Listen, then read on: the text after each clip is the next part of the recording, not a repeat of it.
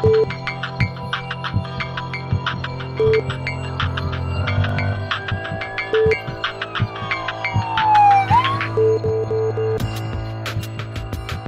buenas tardes y bienvenidos. Estamos estrenando mes. Llegamos al jueves 1 de febrero. Un mes muy bonito en el que muchos siempre aprovechamos para dar todavía más señales de cuánto amamos a todos nuestros seres queridos, ya sean novios, amigos, familiares. Es mes para demostrar todavía más amor.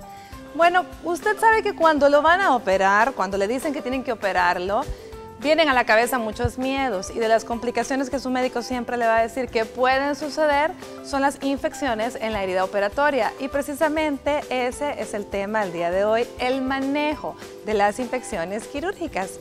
Veamos la cápsula, luego presento a nuestros invitados y recuerde, línea abierta para que usted pueda consultar, así como también redes sociales listas para que usted interactúe con nosotros. Veamos la cápsula y ya volvemos.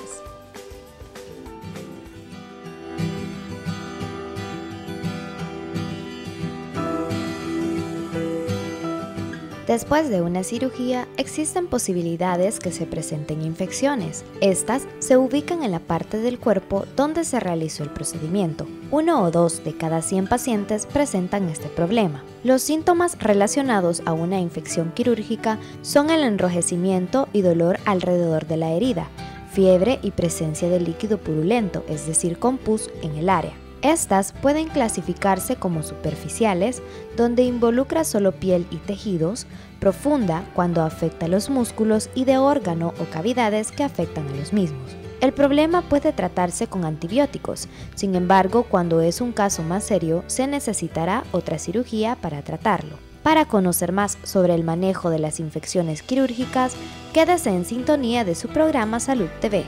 Nuestros especialistas estarán hablando de este interesante tema. Acompáñenos.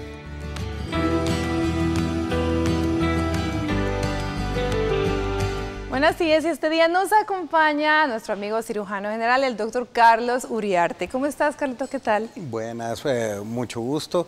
Un gusto estar aquí otra vez con ustedes, hablando sobre estos temas tan interesantes que tienen ustedes.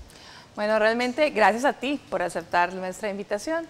Las cirugías, ¿verdad? El pan de cada día de los especialistas en esta área, como el caso de Carlos, los cirujanos.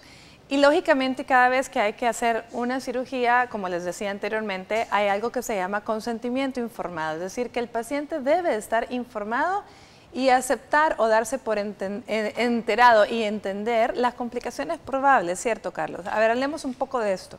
Bueno, el consentimiento informado básicamente es la obligación que tiene uno como médico de explicarle a todos sus pacientes que van a ser intervenidos o se les va a someter a cualquier tipo de procedimiento, por sencillo que sea, todos los beneficios y consecuencias que esto puede traer, tanto como que se haga o no se haga un procedimiento.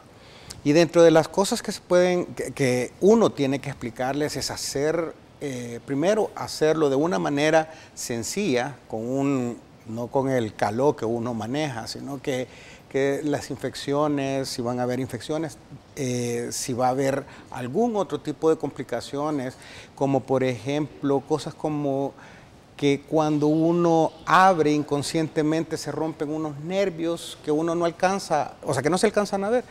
Por ejemplo, y que puede quedar una cierta sensación de adormecimiento. Son todas esas pequeñas cositas, tanto sencillas como llegar a las complicaciones más severas, que uno tiene que informarle al paciente. Y por eso se llama consentimiento informado. Una vez el paciente, con toda la información, él está en su potestad de decir si me dejo operar o no me dejo operar. No quiero. Y también entiende, lleva una obligación mutua, pues también entiende de que de no aceptar el procedimiento, las consecuencias que esto puede tener para su salud. Exacto. Obviamente, pues ahí está. Si es vamos a poner un caso específico, una apendicitis. Yo tengo que explicarle al paciente cuáles son los riesgos de operarlo y cuáles son los riesgos de no operarlo. Si el paciente al final decide no operarse, ya no es responsabilidad de uno de cirujano, porque uno ya cumplió con todos los protocolos para poder hacer ver la importancia de la cirugía al paciente. y ya el riesgo queda en manos del paciente. Obviamente, pues uno en ese sentido tiene que ser muy claro con todas las situaciones, desde las... De hecho, el consentimiento informado, así está el formato que se realiza como tal, está hecho desde las complicaciones más sencillas hasta las más complejas, independientemente que sean raras o poco frecuentes, ¿cierto? Exacto. Y ahí es donde comienzan, dijéramos más o menos, cuáles son los que menciona el consentimiento. El consentimiento informado usualmente menciona problemas propios de la herida, por ejemplo, como unas infecciones, como lo que se conoce de dehiscencia de la herida o que se me abrió la herida en términos sencillos, hasta problemas ya más graves que son raros, como pueden ser desarrollo de neumonías, desarrollo de infecciones de vías urinarias, aunque no tengan nada que ver con la cirugía, pero todo lo que está alrededor del procedimiento quirúrgico puede afectar en un determinado momento al paciente. Los hematomas, ¿cierto? Los hematomas, que es otra de las cosas que con frecuencia se pueden encontrar, que son de las complicaciones que uno dice son complicaciones lo más frecuente. Y lo más raro, pues incluso uno puede haber infecciones tan severas o casos muy raros como, por ejemplo, alguien que desarrolla un infarto, que no tiene nada que ver con la cirugía, pero... Que en teoría, exacto, no tiene nada que ver con la teoría. Entonces, pero también que hay que explicárselo, porque muchas veces uno dice, ah, no, si es una cirugía fácil, por ponerte un ejemplo, le voy a quitar una uña.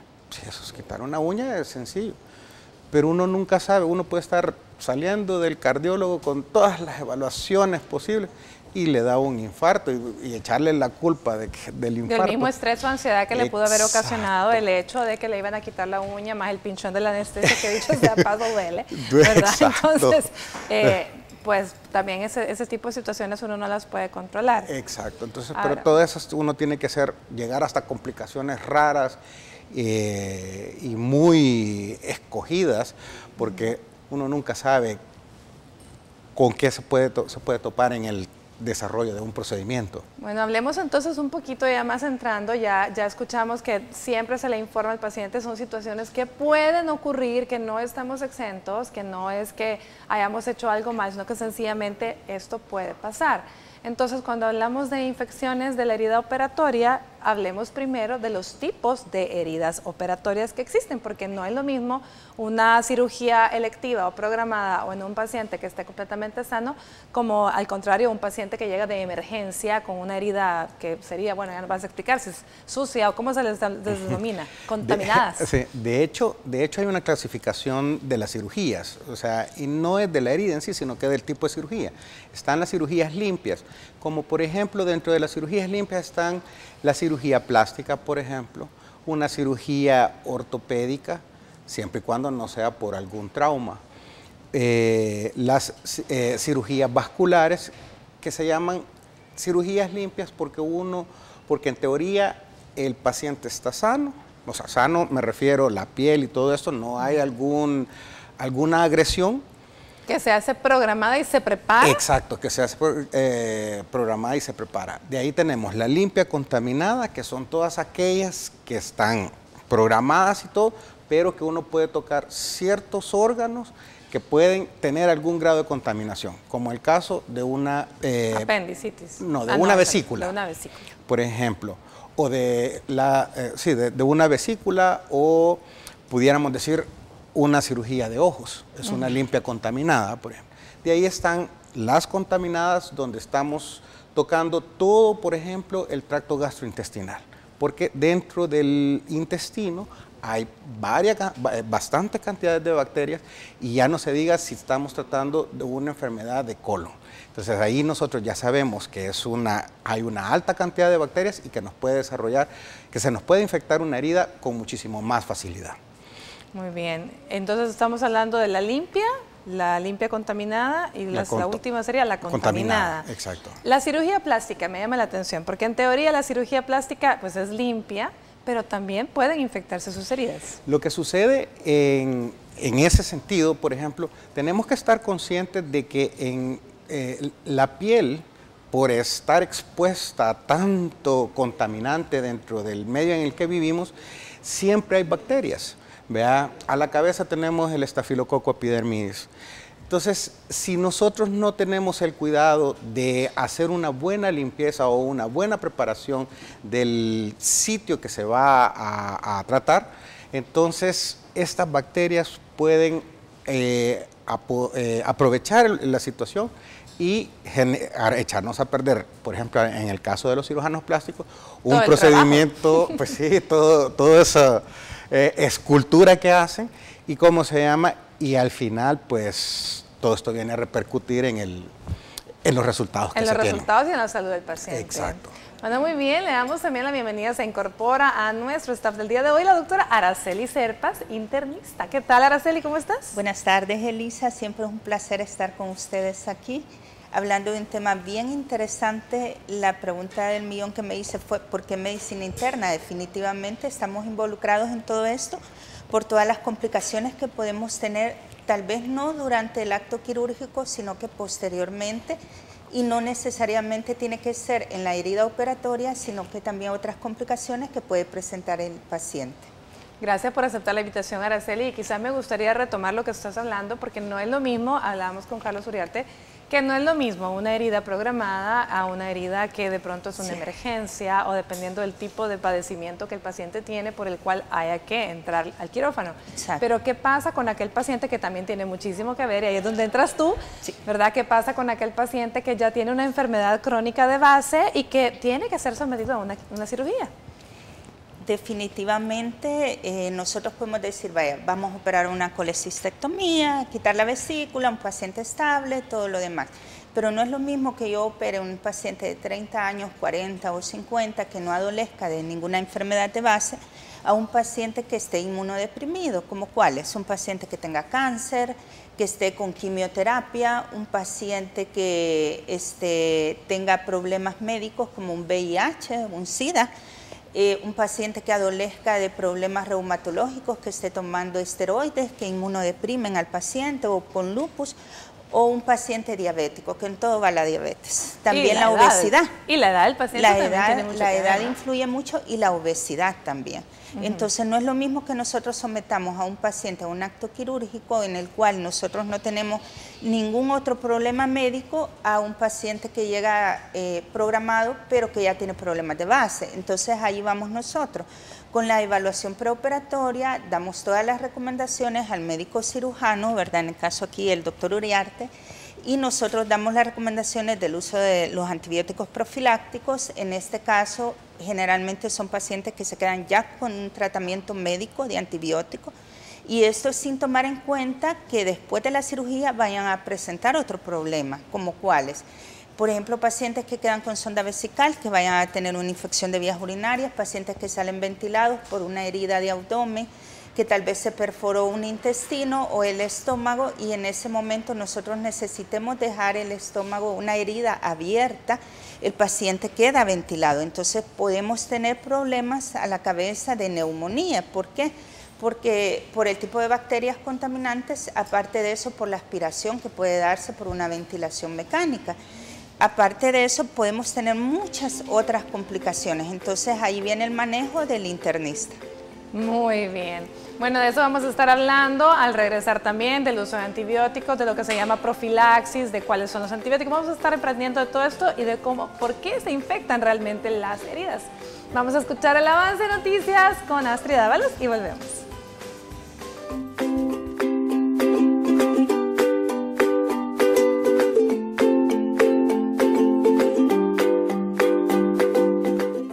Estás viendo Salud TV.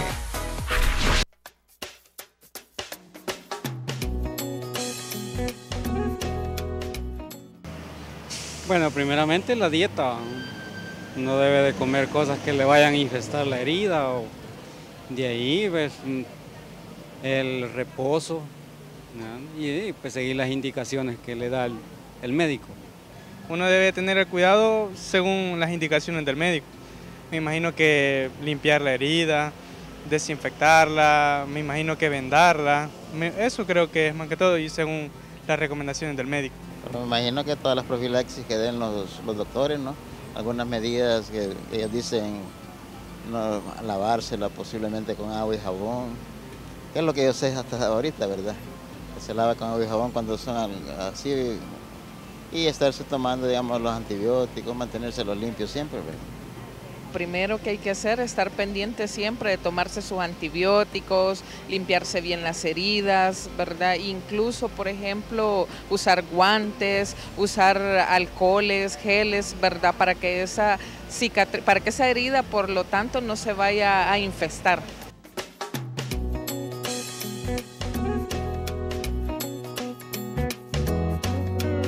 Muchísimas gracias a todas las personas que respondieron a nuestro sondeo. Definitivamente la prevención es importante y sí, en cada tipo de cirugía que realizamos, porque me incluyo porque también hacemos cirugías, entonces siempre ocupamos algunos esquemas de prevención. Ciertamente no son antibióticos que se van a utilizar durante muchos días, pero sí pueden ser dosis únicas, ciertamente, ¿verdad? Así es. Uno usualmente cuando va a programar una cirugía o tiene una cirugía siempre usa el término de ocupar un antibiótico profiláctico. Eso quiere decir es un antibiótico de amplio espectro. Eso quiere decir que puede ser o actuar sobre varios tipos de bacterias sin ser específico. Sin ser específico. ¿Verdad? Que esto le va a prevenir al paciente un grado de infección. Bueno, pero precisamente aprovechemos, tenemos una llamada con el doctor Iván Solano Leiva, nuestro infectólogo, a quien le vamos a preguntar con respecto a esto de los antibióticos. ¿Qué tal, doctor Solano? ¿Cómo está? Hola, buenas tardes. ¿Cómo está? Un placer estar nuevamente con ustedes, hoy vía telefónica, y saludo a los colegas presentes ahí en el estudio. Muchísimas gracias. También ellos le envían un saludo aquí muy caluroso. Doctor, hablemos un poco de lo que es la flora normal en todo el cuerpo, razón por la cual pueden darse las infecciones también. Bueno, mira, generalmente el principal órgano de defensa que tenemos en nuestro cuerpo y el más grande es la piel. Entonces, en la piel generalmente vamos a encontrar microorganismos gram positivos. Pero si ya estamos hablando de aquella piel como cosas más cercanas al área genital, por ejemplo, lo que son las regiones inguinales, ahí ya no solo vamos teniendo microorganismos gram positivos, sino que también se van incluyendo otro tipo de microorganismos como gram negativos, bacilos entéricos, que pueden en algún momento pues causarnos una infección asociada a la salud, en este caso infección de sitio quirúrgico, ¿no? Y va a depender de qué tipo de cirugía se va a hacer. También pueden haber mezclados otros microorganismos que son los anaerobios, ¿no? Entonces todo depende, Elisa, de qué tipo de cirugía se hace, pensando también nosotros qué tipo de bacterias pudieran estar implicadas en una infección de sitio quirúrgico. Muy bien, doctor Iván. Entonces, cuando decimos que las infecciones, porque mucha gente tiene el temor que las heridas se infectan porque se la cubrieron mal, porque se la destaparon antes de tiempo, ¿realmente cuál sería la causa en sí por la cual se infecta una herida operatoria? Bueno, mire, en primer lugar, las infecciones asociadas al cuidado de la salud, donde están las infecciones de sitio quirúrgico, siempre existe una posibilidad de que yo pueda adquirir una infección de este tipo.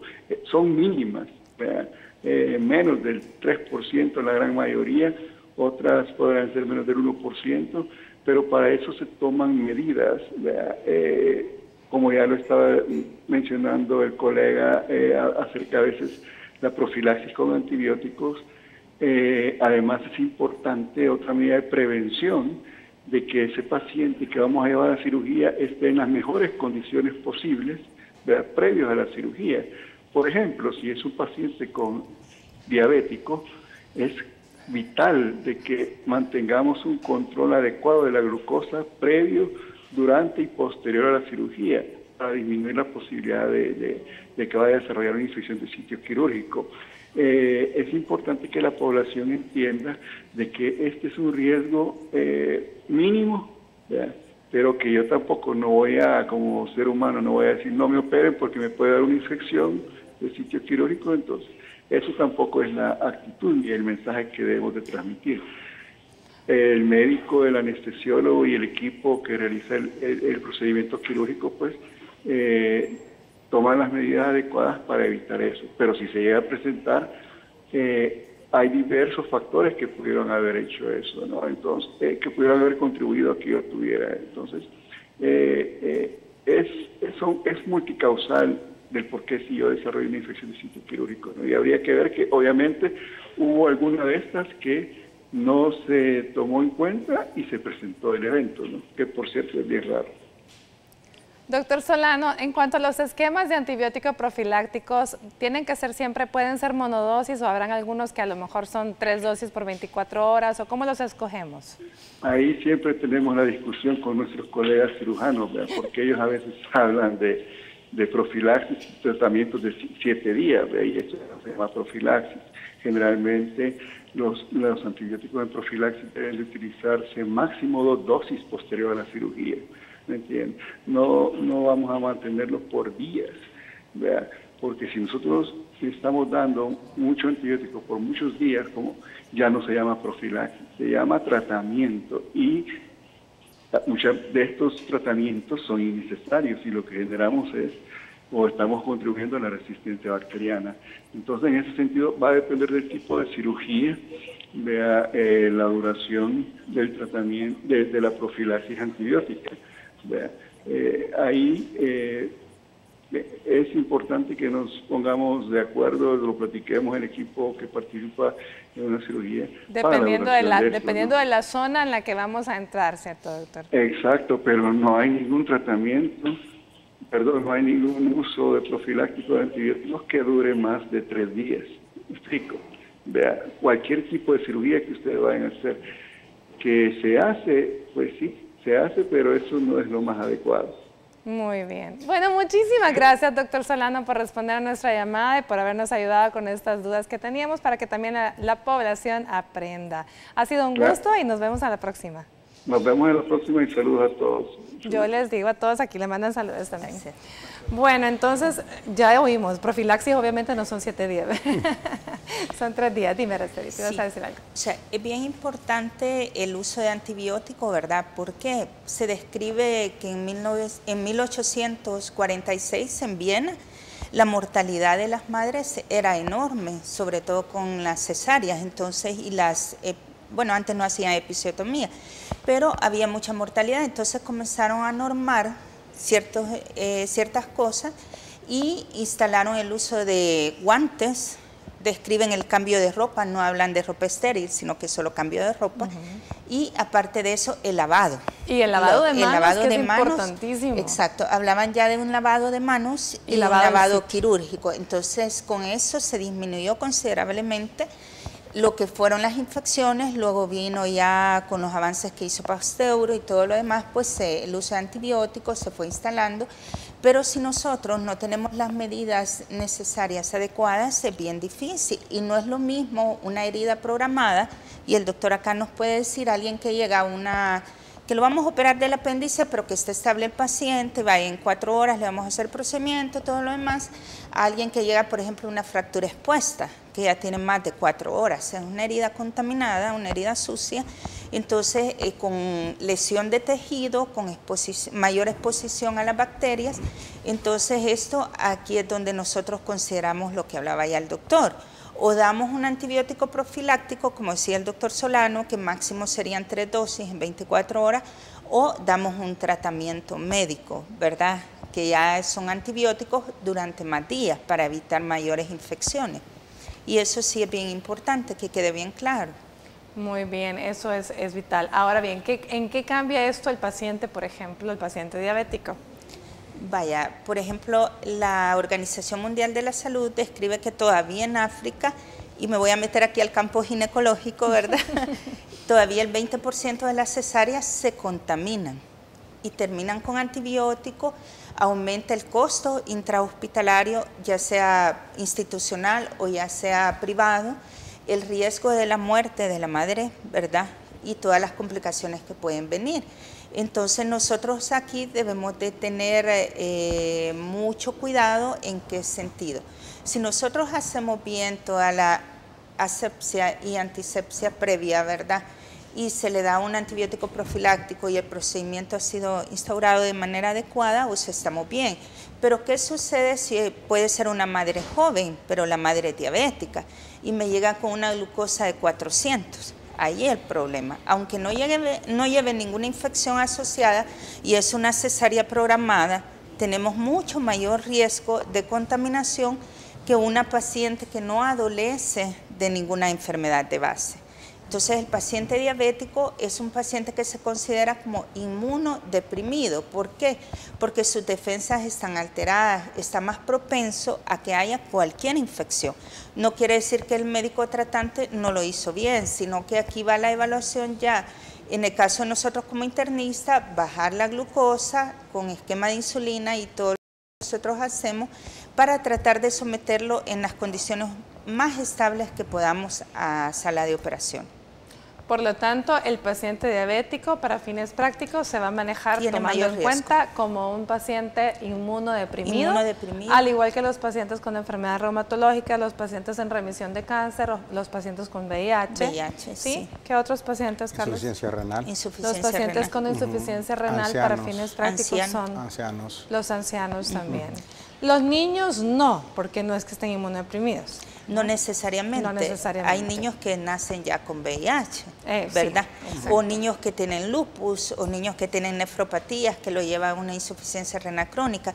O sea, cada caso es un caso pero exacto, pero aquí el punto es que el niño no por ser niño, no es como en el caso del anciano, que el anciano sí está inmunodeprimido por el simple hecho con solo la edad. Mientras que los niños no solo per se, por ser niños, están más propensos, a menos que tuvieran alguna de estas condiciones de las que hemos estado hablando, ¿verdad? Sí. Bueno, vámonos a una pausa comercial y ya volvemos con más de Salud TV.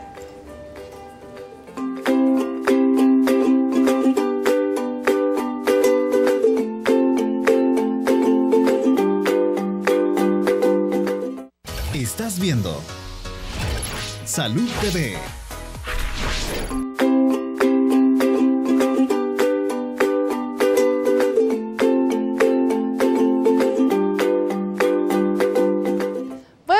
A usted que almuerza, gracias por permitirnos acompañarle. Este día estamos hablando de las infecciones del sitio quirúrgico. Si usted tiene alguna duda, alguna pregunta que quiere hacerle a nuestros especialistas, nuestras líneas telefónicas están abiertas. Usted puede verla acá abajito y también puede interactuar con nosotros a través de redes sociales. Bueno, entonces ya dijimos, ¿cuáles serían los signos? ¿Cuál es la recomendación, Carlos, cuando operamos a alguien? En el caso de usted, los cirujanos. ¿Cuáles son las recomendaciones al dar el alta hospitalaria en relación a la herida? Vale. Las recomendaciones que se dan son básicamente los típicos signos de inflamación. Si usted ve, por ejemplo, que después de operar la herida se le puso roja, se le ha inflamado un poco, si duele más de lo que duele recién operado, después de las 24 o 48 horas, pero a pesar de que uno toma un analgésico, duele, son signos de alerta. Y otra de las cosas que hay que tomar muy en cuenta es si mira que a través del sitio quirúrgico de la herida está empezando a salir cualquier tipo de secreción, ¿verdad? Y lo otro es si se está poniendo caliente. Entonces, si ya tiene 2 o 3 de estas, lo más seguro es que estamos frente a un proceso que se está empezando a desarrollar una infección. Ahora bien, entonces, en el caso de ustedes, porque normalmente por ejemplo, nosotros terminamos una herida a las 48 horas, 72 que se les da el alta, siempre se les dice al paciente, esta curación que le estoy dejando no se la toque. O sea, no se la quite, únicamente observe si se mancha, ya sea de rojo o de color como agüita café, si tiene fiebre, si está indurada, si hay mucho dolor, cualquier cosa de eso. O sea, no le decimos que se quite todos los días la curación. ¿En algunos casos ustedes sí lo hacen? Depende del tipo de cirugía, ¿verdad? Si es una contaminada, por ejemplo, uno sí prefiere mejor estar con curación día a día. Y también mucho depende del sitio donde está la incisión, porque por ejemplo si nosotros tenemos incisiones en las regiones de los pliegues donde hay una tendencia a sudar demasiado, el hecho de que sude puede favorecer a que haya una contaminación de la herida y esto pues obviamente terminar en un proceso infeccioso. Entonces, si en estos casos, por ejemplo, cuando se hacen cirugías vasculares, que uno trabaja a nivel de la ingle sabemos que, o sea, por lo general, y más en nuestro país, el calor, pues uno tiende a sudar. Eso hay que explicarle al paciente que tiene que mantener esa herida lo más seca posible, por ejemplo, o en las regiones del cuello, o en las regiones de la axila, por ejemplo.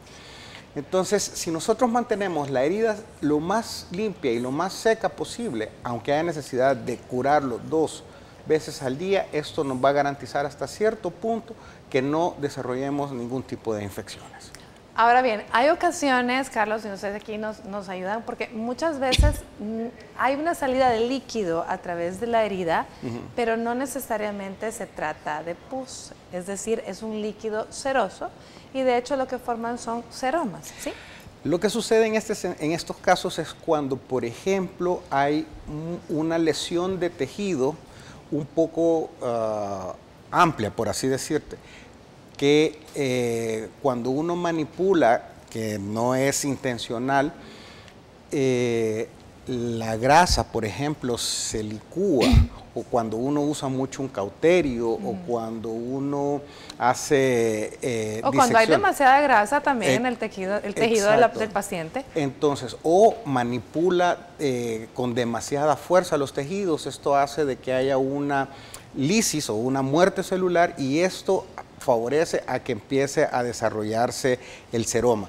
Por otro lado, dependiendo del sitio, se pueden cortar algunos vasos linfáticos y esto provocar la salida de un líquido seroso como el que tú dices, que no necesariamente es una infección o un pus, sino que simple y sencillamente es el líquido linfático que está saliendo a través de la herida, que eso hay que darle chance a que vaya cerrando poco a poco. Excelente. Bueno, tenemos una llamada con la doctora Raquel Lara de Granados, dermatóloga. Ella nos va a ayudar también con el tema de hoy. ¿Qué tal, Raquelita? ¿Cómo estás?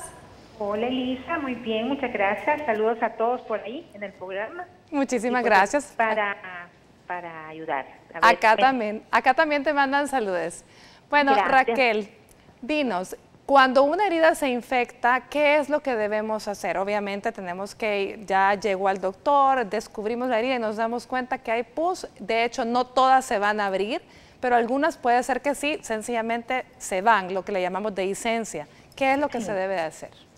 Bueno, en primer lugar, pues no poner cosas externas como, por ejemplo, emplastros, cosas que normalmente el común de la gente suele poner, algunas cremas probablemente de uso común en casa o de preparados que puedan vender de venta libre. Lo más importante es limpiar directamente con agua, si no se tiene agua oxigenada, pues agua hervida, ¿verdad? Agua hervida lo más estéril que se pueda, solo limpiar, dejar correr el agua como un poquito de presión y luego poner como un antiséptico de preferencia líquido para evitar que se esté acumulando, por ejemplo, ungüentos, cremas y evaluar muy bien el tipo de lesión, el tipo de herida. Ya una vez limpia ya podemos evaluar qué tipo de infección hay. A veces pueden ser solamente dehiscencias, que no necesariamente haya infección, puede ser por una reacción a algún hilo o alguna situación que se dio, y ya posteriormente evaluar si se pone un antibiótico local, un reparador epidérmico, en algunas ocasiones solamente antisépticos y antibióticos orales o sistémicos, ¿verdad? Y pues es más importante evitar poner tanta cosa, tanto crema o tantas cosas probablemente no al alcance de los médicos, sino que mantener el área muy limpia, muy estéril. Raquel, ¿al cuánto tiempo luego de una dehiscencia, es decir, se abrió una herida, ya damos el tratamiento, hacemos todo lo que tú nos has explicado, ¿al cuánto tiempo se va a resuturar esa herida y en qué consiste el cierre por segunda intención? ¿En qué casos? Bueno, primero evaluamos si esa herida está recién hecha y se fue, por ejemplo, al día siguiente, se puede hacer una buena limpieza es recomendable como volver a revitalizar los bordes, a veces con un poquito de cuidadito, es una microcirugía nada más solo para revitalizar los bordes, y si no está infectado se puede volver a suturar, pero depende también del sistema inmunológico de la paciente, si no está infectada, cuánto tiempo estuvo esa herida abierta, si no tuvo contacto con otras situaciones infectantes también, y si no, pues se deja abierta, se ponen cremas regeneradoras o por ejemplo, sellos regeneradores epidérmicos, y siempre con antibiótico.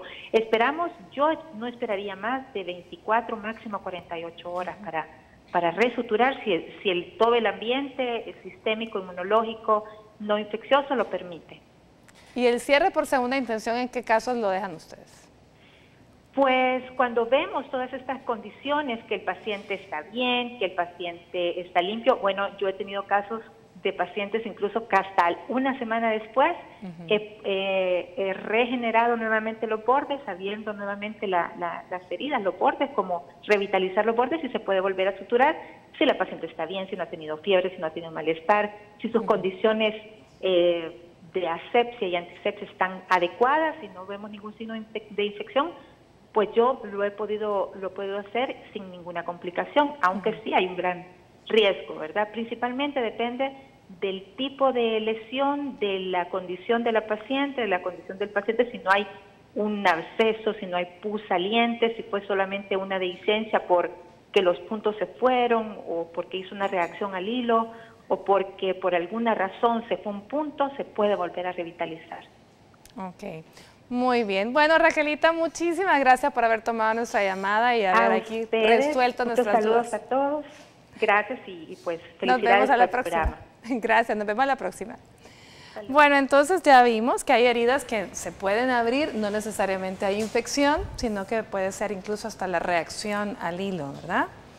Y también pues ya vimos que existe algo que se llama el cierre por segunda intención. Yo he tenido ya pacientes que definitivamente se les resutura la herida y nuevamente se les vuelve a abrir, y ya pasa mucho tiempo, ¿verdad? Entonces ya siempre en conjunto con la interconsulta dermatólogo se decide dejar el cierre por segunda intención. No sé si quieres comentar algo al respecto. Sí, muchas veces la dehiscencia de los puntos no solo se da porque un punto quedó mal, no, porque generalmente la herida queda sellada completamente, ¿verdad? Sino que puede ser un esfuerzo, un sobreesfuerzo que el paciente realice. La misma obesidad por sí puede provocar una dehiscencia de herida y problemas de cicatrización de la piel, que hay personas que un lunar le pueden quitar y ese lunar se le complicó y se le hace queloides y todo lo demás. Muy bien. Bueno, vámonos a una pausa comercial y volvemos con nuestra sección de primeros auxilios, qué hacer en caso de una herida. Ya volvemos.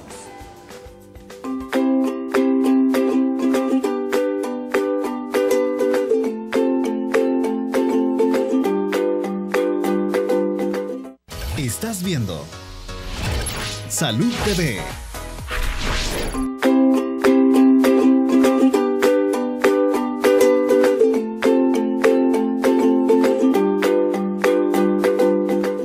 Continuamos con nuestro programa y estamos en la sección Primeros Auxilios, y yo aquí acompañada al doctor Rodolfo Castro, especialista en salud ocupacional. ¿Cómo estamos, Rodolfo?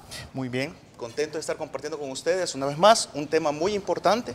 Ustedes han visto que estamos hablando precisamente de heridas, ¿verdad? Antes de comenzar, quiero pagar una deuda, quiero mandar un saludo cordial hasta la unidad del Seguro Social de Santa Tecla, especialmente el Departamento de Epidemiología. Promesa pagada, pasamos al tema ahora. Promesa pagada, pagada, bueno, menos mal que la deuda sobre un saludo. Sí, sobre el saludo. Ok, este día vamos a estar hablando sobre primeros auxilios en heridas. Normalmente se nos ha enseñado por mucho tiempo, aún en las escuelas, ustedes recordarán, de que las heridas deben de ser lavadas, deben de ser tratadas en algún momento, pero recuerden que en primeros auxilios eso no pasa. Porque muchas veces en primeros auxilios la herida no solamente es un corte, sino que también hay un sangramiento. Y en el proceso probablemente ya se haya comenzado a formar un coágulo. Entonces, aunque la herida esté sucia, fíjense bien, en primeros auxilios no se recomienda lavar, sino que simplemente lo que vamos a hacer es a cubrir la herida, ¿verdad? Y hacer un vendaje, que ya lo vamos a ver. Y si la herida es demasiado abundante, pues vamos a utilizar una técnica que ya se la vamos a mostrar. Y posteriormente recuerden que lo más importante es trasladar al paciente hacia la unidad médica, ¿verdad? O al hospital, donde va a ser atendido obviamente por los cirujanos. Muy bien, tenemos nuestra modelo este día que nos está colaborando, Mireille, y ella tiene una herida en su brazo que ya tenía puntos, ya se la habían suturado y aparentemente se le abrió. Vamos a ver, Rodolfo, ¿qué vamos a hacer en ese caso? Ok, bueno, en ese caso lo que vamos a hacer es en primer lugar cubrir la herida, definitivamente. Ya quedamos claros, ya los colegas estuvieron hablando de que no hay que poner ningún tipo de sustancias, no pasta de dientes, no emplastros, nada de hojas machacadas, ni café listo, ni nada que se le parezca, sino que simplemente lo que vamos a hacer es a cubrir. Daniel nos va a ayudar ahora con cubriendo la herida. Fíjense bien, es muy raro que una herida quirúrgica sangre a veces, ¿verdad? Si es una herida en vivo y en directo, en un traumatismo, entonces ahí pues probablemente vamos a tener un sangramiento. Entonces lo que comenzamos a hacer es a colocar un apósito, hacemos un vendaje, el vendaje por lo general siempre tiene que ser un vendaje de tipo compresivo, no necesitamos estrangular lo que es el miembro, a menos que el sangramiento fuese extremadamente excesivo. Abundante, gracias. Sin embargo, hay que entender una cosa, es necesario que eso sea trasladado inmediatamente hacia un centro asistencial. Ahora, surgen preguntas como la que me hacían hace poco y podemos utilizar, por ejemplo, un torniquete. Miren, sí se puede. Yo sé que hoy en día muchas personas están en contra del torniquete. Lo que pasa es que hay que saber utilizarlo, ¿verdad? El problema que se da muchas veces es que el torniquete se pone, cortamos la hemorragia y dejamos el torniquete para eterna memoria, ¿verdad? Donde posteriormente llegan los hospitales y termina posteriormente quitando uno de los miembros. Así es que, solo en caso que sea necesario, la recomendación pues básicamente es estarlo aflojando aproximadamente entre 25 y 30 minutos máximo y trasladarlo. Lo que vamos a hacer ahora... Ese es el caso, en el caso de una herida que se acaba de realizar y que está sangrando abundantemente. Exactamente. Es decir, una herida por un arma, por decir algo corto, contundente, ¿verdad? Podría ser un machetazo o cortopunzante también, definitivamente. Pero ahora bien, si es un rasponcito, una cuestión que se vea bastante superficial, pues sí se puede lavar, ¿no? Sí, claro. O sea, no es una herida, es una laceración. Obviamente tendremos que hablar de la clasificación de las heridas, ¿verdad? ¿Verdad? Ya como usted lo mencionaba. Ese raspón que nosotros normalmente lo conocemos así, algunos utilizamos un lenguaje muy salvadoreño y decimos un bistec, decimos nosotros, ¿verdad? Pero realmente es una abrasión muchas veces y esa pues sí obviamente hay que lavarla, ¿verdad? Hay que lavarla, es algo superficial y pues no hay ningún problema de consultar. Miren, algo importante, por favor, no se apliquen medicamentos. Han habido casos de personas cuando se aplican medicamentos que reaccionan y dan algo que se llama como choque anafiláctico por la aplicación de medicamentos. Así es que en primeros auxilios no se utilizan medicamentos. De hecho, los botiquines de primeros auxilios, bajo normativas internacionales, normativas OSHA, ANSI, UNE, entre otras, no recomiendan el uso de ningún tipo de medicamento. Bueno, y en el caso de una herida que ya estaba suturada y que se le abrió a la paciente o al paciente en su casa, pues ya vimos, primeros auxilios únicamente consiste en tápela, póngale una venda y trasládese al consultorio de su médico para ser vista, si es necesario dar el tratamiento o resuturarlo cuando corresponda. ¿Cierto, Rodolfo? Exactamente. Muy bien. Bueno, muchísimas gracias al doctor Daniel, también a Mireille, nuestra modelo, y al doctor Castro. Nos vamos a una pausa y ya volvemos.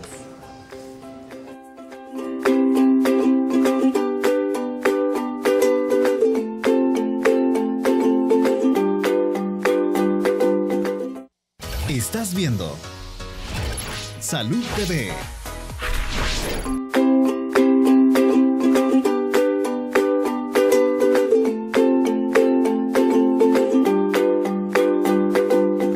Bueno, gracias por su fiel sintonía. Continuamos en su programa. Fíjense que quiero leerles la noticia de la semana en relación a salud que nos tiene realmente pues bastante preocupados.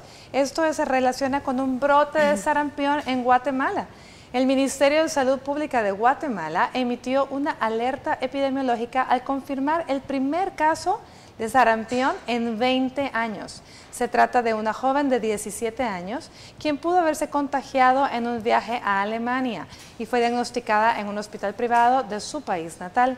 Tanto familiares, amigos, docentes y vecinos de 500 metros a la redonda fueron vacunados como medida de prevención y propagación de la enfermedad. Por otra parte, el Ministerio de Salud de El Salvador pidió a la población tomar medidas de precaución como evitar el contacto con personas sospechosas o confirmadas, especialmente con viajeros no vacunados, con el fin de reducir el riesgo de una epidemia en nuestro país. Bueno, definitivamente es interesante, ¿verdad? El primer caso de sarampión en 20 años. Tú mencionabas que eran dos, no solamente es uno, ¿tú sabías de otro? No, yo sabía que era de uno y que era un extranjero. Que era un extranjero, bueno, de hecho es una joven guatemalteca, ahora bien, ¿a dónde lo habrá obtenido? ¿Se habrá sido en Alemania o realmente ya lo llevaba si fue en Guatemala? Bueno, es preocupante, esperemos que esto no pase a más. Bueno, entonces estamos con nuestro tema del día de hoy, ¿verdad? Las infecciones del sitio quirúrgico. Entonces, ¿cuáles son las recomendaciones que vamos a darle a todos los pacientes en general antes de someterse a una cirugía para prevenir todo tipo de complicaciones a la cabeza de las infecciones, Araceli? Las recomendaciones pueden ser desde tan sencillas hasta complejas, como cuáles, que el paciente llegue bien bañado al acto quirúrgico, ¿verdad? Que se lave bien toda el área que va a ser expuesta y que no vaya a suspender sus medicamentos de base. Claro, previa recomendación de su médico, que tenga el control metabólico necesario, es decir, que si es hipertenso, que si padece del corazón, que si toma algún otro medicamento que le ayude para la diabetes, para controlar lo que sea, que no lo vaya a suspender y que siga sus recomendaciones médicas y que una vez esté operado no se esté tocando la herida. Así le diga a la abuelita, a la vecina, mira, colócate este emplastro de tal cosa, esto va a ayudar a cicatrizar más, no se lo toque. Y yo también quiero aprovechar a mandarle un saludo a mi madre que me está viendo en este momento y a mi hermano Carlos, que ha venido al país. Ah, qué bueno, bueno. Y siempre mira el programa cuando viene. Saludos a la mamá, Araceli, y al hermano también, de parte de todos nosotros. Bueno, ahora hay otra duda que muchas veces los pacientes tienen y es si el sitio, si el quirófano en sí puede tener mucho que ver con la tendencia o la posibilidad de que se te infecte la herida. Bueno, una de las cosas que tenemos que tomar en cuenta es que en los quirófanos entran cualquier cantidad de pacientes con cualquier cantidad de procedimientos a realizar. Dicho sea de paso, la responsabilidad de los hospitales es mantener un nivel de limpieza y de esterilidad tanto de los equipos como del ambiente del quirófano para evitar que se nos vaya a contaminar un paciente por valga la redundancia, la contaminación del quirófano. De hecho, se hacen en todos los hospitales, se hacen periódicamente cultivos de las paredes, del piso, de la lámpara, de todo el mobiliario que pueda estar dentro del quirófano, de la mesa, incluso, para tratar de reducir la posibilidad de contaminación de cualquier paciente. No necesariamente tiene que ser por culpa no es que en tal hospital están sucios los quirófanos, no, puede ser, vamos a decir, una lotería que se ganó, se la ganó, fue mala suerte. Mala suerte. Pero, por otro lado, como te digo, en los hospitales, esa es como una regla de oro que tiene que estar lo más limpio posible. Y tanto y en el caso de los instrumentales, pues que hay el tipo de esterilización que se les da, ya sea a vapor o a gas o incluso usando químicos, para garantizar la seguridad del paciente de que va a salir avante sin ningún proceso infeccioso posterior a la cirugía. Definitivamente el estado nutricional también es importante, ¿cierto, Araceli? Sumamente importante. No es lo mismo que un paciente entre a sala, ya sea en condiciones de emergencia o programadas, pero que tenga un buen estado nutricional a un paciente que esté desnutrido. Esa es otra de las condiciones en las cuales se considera un paciente inmunodeprimido y por eso es bien importante que un paciente que ha sido sometido a un acto quirúrgico, sobre todo si es una cirugía de estómago o de lo que sea, iniciemos una nutrición adecuada lo más pronto posible. Antes se decía había que esperar, ahora dentro de las primeras 24 horas ya se utilizan nutriciones parenterales, es decir, endovenoso, para que el paciente tenga un mejor aporte calórico, un mejor aporte proteico y que su recuperación pues sea mucho más rápida. Esto, me gusta que hayamos tocado esto porque ese es otro mito que tendríamos que desmentir, el hecho de que la alimentación luego de una cirugía, principalmente en el área obstétrica, muchas veces las pacientes que no debo comer huevo porque se me va a chuquear la herida, por ejemplo, porque es la palabra que utilizamos, se me va a chuquear, ¿verdad? Entonces, definitivamente eso no es cierto, ¿eh? Exacto. Con respecto a eso, la gente tiene muchos mitos, que no comen pescado, que no comen huevo, que no comen carne, porque la chuquilla del huevo me va a afectar. Y eso no es cierto. Al contrario, tienen que comerlo, porque en la proteína está la base de la recuperación mejor y más rápido de las heridas. Excelente. Bueno, yo les tengo que decir que se nos terminó el tiempo y tengo que agradecerles, pero les comento, doctores, colegas, amigos, que el día de mañana es nuestro programa especial de aniversario. Salud TV cumple 3 años, así que felicidades a todos nosotros, al Grupo Megavisión, de verdad, a todos, porque todos hemos sido parte de ello. Así que no se lo pierda, porque mañana vamos a estar regalando por su fiel sintonía muchas sorpresas. Por hoy, que tengan una linda tarde y que Dios los bendiga.